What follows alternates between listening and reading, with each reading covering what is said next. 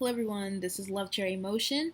I want to start by saying this is gonna be kind of weird because this is my first video of this content. So one thing that I like to do is kind of the I'll do small editing, but I don't do big editing because I'm better at just talking rather than I plan, but I don't plan that well. So I'm just not gonna sit back and pretend like I do. So this might be long, this might be short. You never know. Sometimes I talk fast, sometimes I don't, so we'll see. If I do talk too fast, I'll probably just end up doing, the hashtag Siri voice that some people like, some people don't like. I personally like it, but maybe that's just me.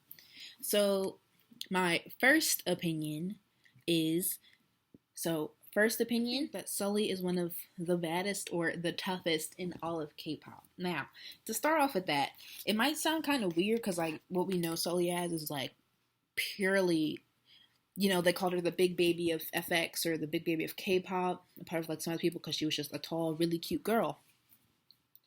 But from low-key from the beginning of Sully's start, she got so much hate for dumb stuff that like people say that if you can't change it in a couple seconds, then don't comment on it. But people were like, I'm commenting on it anyways because whatever, go off.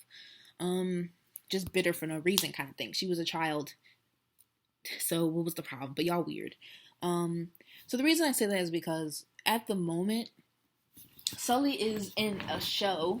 I forgot what it's called. I forgot the name of the show. But she's in a show that basically kind of talks about the hate. You kind of just talk about the hate comments that you received. I'm not sure if it's about just the people that are on the show at the moment, because she's on it with a few other hosts and whatnot, a few other celebrities. Or if we talk about the comments that a lot of people get, a lot of idols and whatnot get.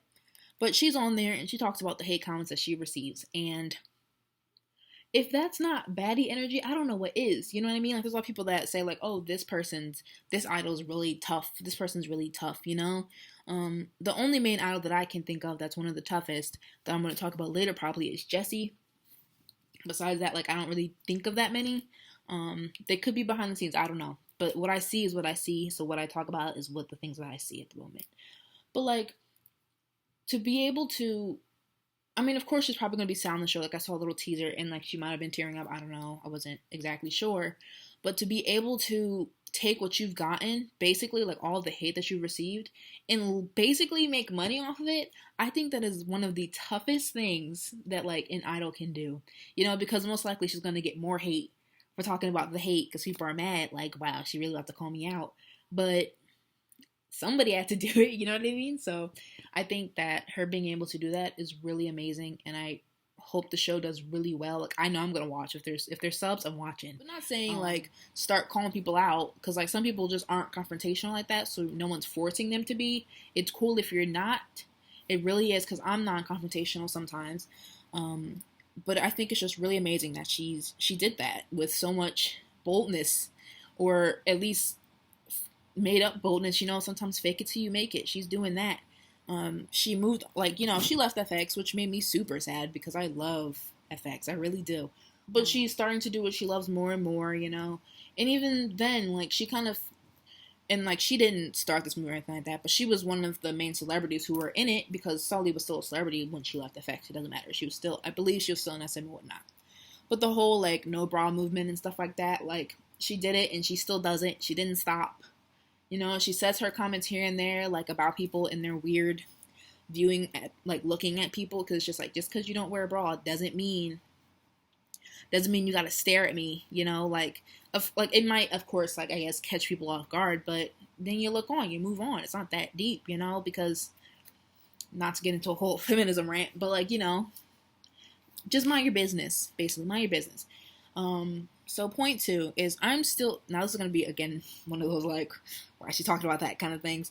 I am a Sehun. I would like to call myself a Sehun anyways. I love Girls' Generation. But when I think it was 2014, when the whole Jessica thing came out, I'm going to be honest. Even to this day, I'm very curious about what happened. And I'm a very curious person. I love to know about things. I love to discuss things. And it's none of my business. So, if someone goes off in the comments this is not your business, I'd be like, yep, it's not. It really isn't. It's not.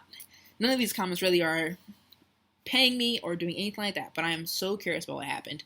Because you hear a lot of stuff here and there from everybody basically. Like you hear one side, but then you don't hear the other, or vice versa, whatever.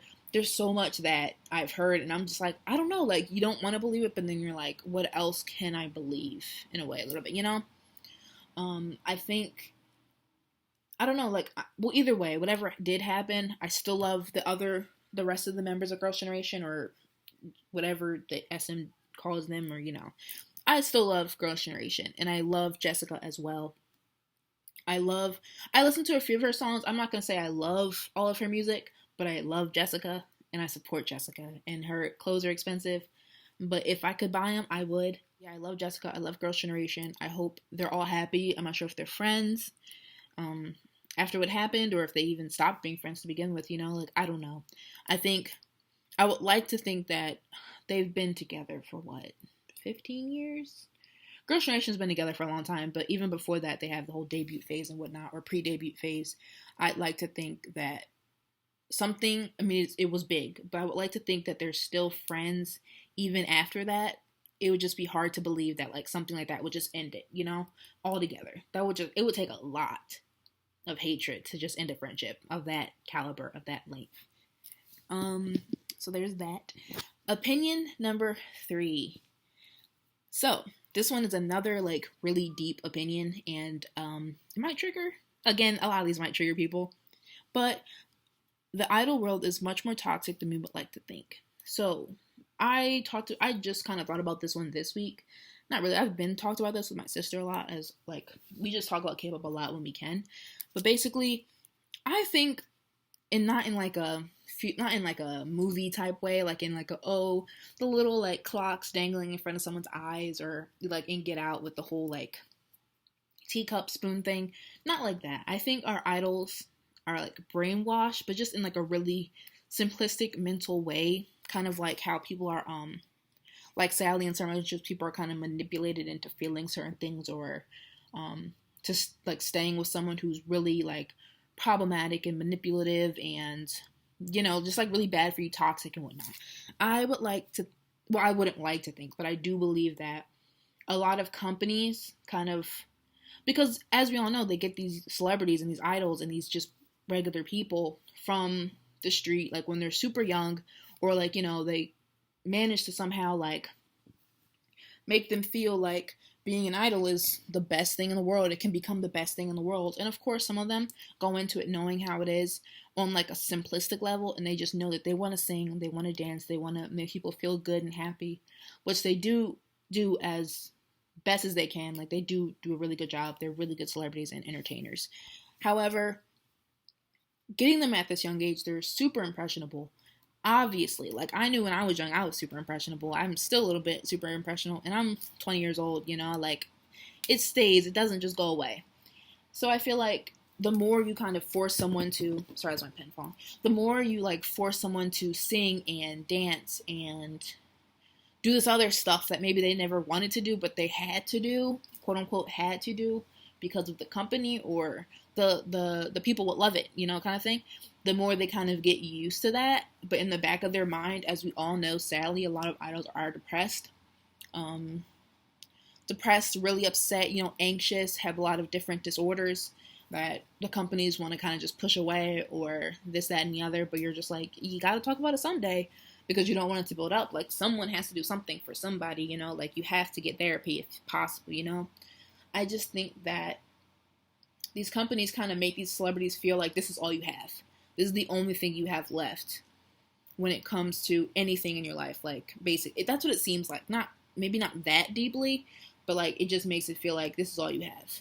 Like, all you have is being an idol. And even if they don't physically say it, like, or whatever, I feel like the idols begin to think that, because sometimes some people just don't feel like they're equipped for anything else in the world, I would like to use, not to only pinpoint her because there's other idols, but it's kind of like, it made me think, because when Taeyeon said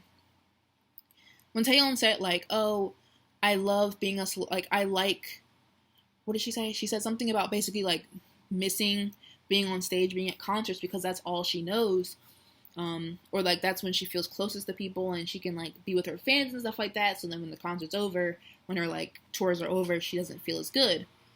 that I feel, and then in another situation, I believe, do correct me if I'm wrong, but I do believe that she kind of just stated, like, if I had a choice again, I wouldn't choose to be an idol. Or if anything, I've seen other idols say that before, and you're like, okay, that I'm not knocking you for that, because I can see why you would say that. So it's just kind of like contradicting statements, and of course, like, you love to do this, that, you love to do your singing and dancing and performing, but mentally, you know that most likely you couldn't do it to begin with, but you still stuck with it because that's really, again, all you knew. There's some idols like EXO who said that they signed 10-year contracts, and now you gotta wait 10 years. Even if you hated it year one, you had to wait, That's terrible, and I think these companies are super, super terrible for that, because some of them just don't seem to care about all they care about is the money, which we all know. There's companies that seem better than others, but most of them just seem to only care about the money, and, like, I can't stand that. I feel like if you have a company, you should be able to worry about their mental health as well as get everyone paid a decent amount. Of course, like, the world's unfair, like, it can't just work that easily, like, blah, blah, People say that. It is possible. I think if everyone works hard enough, anything's possible, and why risk your artist's mental health for money when, like, say they go, God forbid, like, go insane or something like that, you're just like, well, on to the next one, when, like, maybe that one of those idols was, like, quote unquote your biggest moneymaker. Now you're just sitting there without your biggest moneymaker, and you're like, well, I don't know what to do now, and just find another young kid to scam into this job, kind of. I just think it's problematic, and I really do think some of these people are being brainwashed in, like, a really simplistic way, and it's really sad. And then also, dieting. Dieting is very problematic. Like, dieting really, like, this one I won't go too deep onto because, like, you've heard it a lot everywhere. But dieting is just not good mentally, not good physically. Some people will be hyping up their idols. Like, my idol's body, she fit. She looks fit, but most likely she's not eating the way a fit person would eat. Fit for me, I feel like should be eating well, exercising regularly, things like that, and not starving or eating less than what you're supposed to be eating, I feel like that's not fit. One idol that I can see being like, and I'm not saying the rest aren't fit or, like, they're just unhealthy or, like, bad looking or anything like that, because these idols look great no matter how you look at them. One idol I feel like is good with keeping up and being fit would be, for male, I would say BM, and for female, I would say, because I watched one of those weight transformation videos, really good channel, it's a really interesting channel, I'll say that. I would say, like, Naeun, because she never really, like, went up too much or went down too much. She kind of just stayed in the general zone, and it was told that her company was kind of, I think they stopped monitoring their fitness, but again, I would suggest go watching that video. I'll link it in the description because I think it's a really good video, and it'll help you understand how these idols kind of function and what their companies do to them or what they do to themselves because of their companies or anything along those lines. Dieting should chill. Like, I get, like, staying fit, but dieting I don't think is the best option depending on, like, how you look at it or how you do it, because companies, like, feeding your idol a tomato, like 3 tomatoes in a Dixie cup, isn't helping anybody, but that's just me. Okay, on to the next one. This video might be broken up into 2 because I know it's going to be long because I talk a lot. So NCT's concept isn't that hard to understand, but it's kind of ridiculous. Now, I love all, like, you know how people say, like, oh, I don't get into NCT because I feel like the concept's complicated, I got in NCT fully knowing the concept, fully understanding it, and perfectly wanting to know every single member. And I wouldn't say I know all the members, like, but I do know everyone's name. I'm pretty sure I can name all 21 members. And they all seem really cute, really cool, really funny, or really interesting or talented. However, and that's just that. So I do understand it's not that hard, guys. Like, I really would suggest, like, looking into it possibly, because they do have some good songs. But going to the next one, which is kind of like a part 2 of this one a little bit, NCT U during the 7 Cents was one of the best debuts I've seen of the new K-pop generation. Now, I've seen a lot of, like, good debuts, like, I'm not gonna lie, like, there's a lot of good people, but for me, when it comes to the NCT units, I would say that NCT U was the best, like, debut unit. Let me think. because like because I can't really tell if like SM was planning on doing the whole different units before NCTU or like kind of after NCTU when it was just like, oh well, this concept is this, but we have other members that could fit it differently. I don't know, but either way, NCTU the 7th was amazing. Like they hit, I only noticed it afterwards after seeing someone's reaction and they mentioned it, and then I thought about it and like watched it back and I was like, oh true. But they hit at the very end anyways. I mean, I think throughout the video, but at the very end they hit every single beat in that song, and not a lot of people can do that. Like it was smooth too, and it wasn't just like frantic. I hit the beats, you know, like it was a smooth jam and they hit every beat, and I was just like, can't believe they did that. Like they just went off. For sure. Adore it. Love it, you know? So there's that. But I would also like to say that when it comes to all of the NCT units, I do believe that NCTU was a perfect unit. Like, not the new thing where they're doing rotational. I think, because again, I don't know if they decided that after or before, but NCTU, I feel like, should have stayed its own unit. Personally. Because you can tell, and I'm not saying the other ones aren't talented, but there are members who they don't even give, like, lines to. And it's just like, well, I guess, quote-unquote, to play devil's advocate, it's kind of like, well, why didn't they give this person more lines? Like, what about them doesn't deserve the amount of recognition, love, and talent, or not talent, but love, recognition, lines that the other members got, you know? Like, Johnny barely gets lines, and I love Johnny. He's such a... What I love about Johnny is that he's just so optimistic and really sweet, and he tries his best. But, like, for some reason, SM isn't giving him lines. So I'm just sitting here like, well, why is he not getting lines? Like, you try to think it through more, like, deeper, and like, well, maybe it's this, or maybe it's that. But I believe that when SM decided to put NCTU together with those specific members, because besides Chandler, I'm probably butchering his name, I do apologize if I am. But besides Chandler, like, or Chandler? Whatever. Besides him, like, everyone else had been in the company for a decent amount of time. So I'm just sitting here like, well, why didn't you put these other members in? You know what I mean? Instead you put Taeyong, Taeyong, Jaehyun, Mark, Ten, and Doyoung. I think I said it wrong.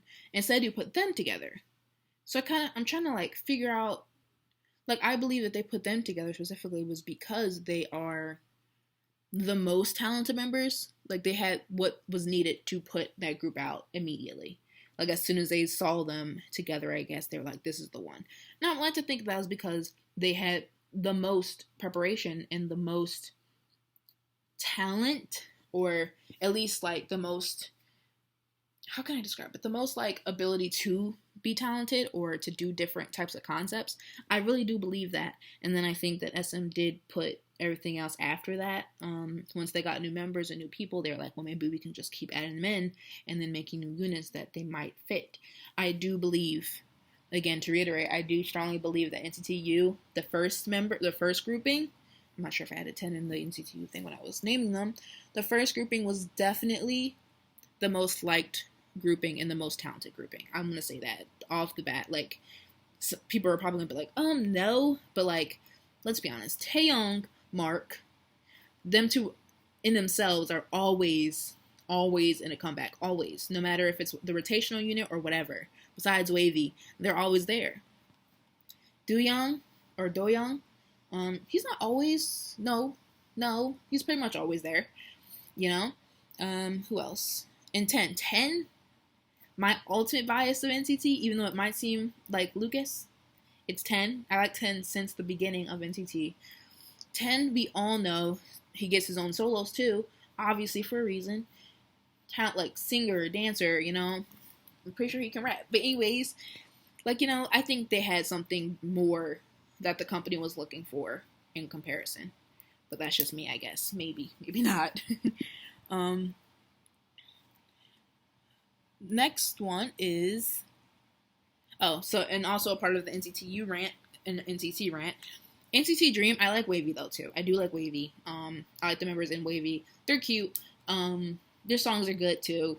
Not, I still have to. How can I say it? I'm not sure if I've picked my favorite unit, but I do like Wavy. I think each unit has its songs, and like themes that I like about them. But anyways, on to the next one. So NCT Dream as well. So NCT Dream, I think if SM hadn't gone with his whole like 20,000 units thing, I think he should have stuck with NCT U, like the original NCT U, no rotational. So the NCT U members, and then NCT Dream as their own separate thing. I think he should have just went with that, because NCT Dream, every single song I've heard of NCT Dream, and maybe not all of their side tracks, but every single like title track and main song that they've done, performance-wise and everything, I've loved. They're great performers. They're multi-talented, I think. Personally, I'll say, I think they have a lot of oomph, I guess, to them. And they're super young, so I guess if SM was looking for some talented young people, then NCT Dream was perfect. And I think the whole rotational thing isn't good. Well, I mean, I guess if the whole idea of NCT Dream is to have young people come in and be the dream for younger people, I think that's a cute idea. But I think what I would like them to do is to put the NCT Dream, like the original NCT Dream members who graduated, in a separate, secured unit. Like, that's it. Like, no changing, no nothing. I think that would be perfect, because they're all super talented and really good singers and dancers and rappers and great performers who deserve more attention as a unit. I really do love NCT Dream, I'm not gonna lie. So, on to the next one. So, this one might be long. I'm going to try to make it short. So, my ultimate bias group. I talk about a lot of groups. I'm multi-fandom. But my ultimate bias group is definitely SHINee. You know, I adore SHINee. SHINee deserve more love than they already have, because they're amazing idols and artists and all-arounders at that. So, SHINee. Let's just get into SHINee. SHINee are... And, like, maybe I'm just saying this because I'm biased, ultimate biased. I'm biased. SHINee is absolutely amazing. And I use that word a lot. But SHINee are just a different level that I don't think is reachable at the moment. Like, I've seen a group that might be able to reach them, but not even that thing. And, like, again, I just don't think it's reachable. I don't think it's I don't think anybody can grasp what SHINee has and will always have, no matter how you look at it. You know? SHINee, each member, like, I heard SHINee could not sing. I heard they could barely dance. Well, I mean, besides, like, Taemin. But, like, I heard SHINee just wasn't that good to begin with, like, before debut. But then they debuted, and the talent that radiated off of them, as soon as they came out, you're just sitting here like, is it possible? Like, people say Monster Rookie, but I'm pretty sure, like, I entered K-pop in, like, 2012, 2013 possibly, or 2011. They're, like, sorry if you hear noises, there's kids outside, and they like to scream, but, like, I do strongly believe that SHINee, like, were Monster Rookies. I came in after they debuted, but every time I watch their debut stages, I'm like, yep, that's it. And I love every single one of their songs. I think they fit perfect. Like, when they say R&B contemporary or contemporary R&B as their theme, their vibes, they fit that every single time, whether it was old style, because, like, it was an earlier time, so different trends, or newer stuff. SHINee's very, very, like, technical, I would like to think, and they're very experimental as well. And I know SM in general is an experimental company, but they fit it so well. Every time. Like, there's songs that I'm not crazy for, but in general, within the album, there's never an album that I don't like, or there's never not a song in an album that I don't like. Like, there's just no way with SHINee. Yeah, there's always something. Because even though they do fit one vibe, because they do contemporary R&B mostly, not always, even though they do fit one, they still always have something to cater to somebody else, like some other person. That's one thing I love about SHINee. They're hilarious. One of the main reasons I got into SHINee was because they're so funny, besides, like, you know, In Black and whatnot. In Black was my first group, but my ultimate bias group from the point that I got into them was SHINee, but In Black was super funny. Anyways, I would just, like, people love SHINee. Like, people, like, SHINee's always a household name, always. Obama even loves him, you know. But I think SHINee is just super talented, very, very professional as well. I heard recently that there was a time where a dancer wasn't ready for, I think, BoA, Bola's performance, I heard SHINee like was eating, well, like a few of them were eating or whatever, but someone was just like, y'all don't mind coming out and perform it, and they're like, we mind probably, but we'll do it, and they did it, and they performed perfectly, and like you probably wouldn't even notice it if someone didn't say anything, if one of the dancers didn't say anything. I think that's really talented, professional, beautiful, wonderful, amazing, great, untouchable, you know, like full Lady Gaga meme type stuff, like just really great, really an amazing group. And for the people in the newer generation, if you don't know SHINee, I would definitely check SHINee out. You will not regret that. You won't. Like, you just won't regret it, for sure.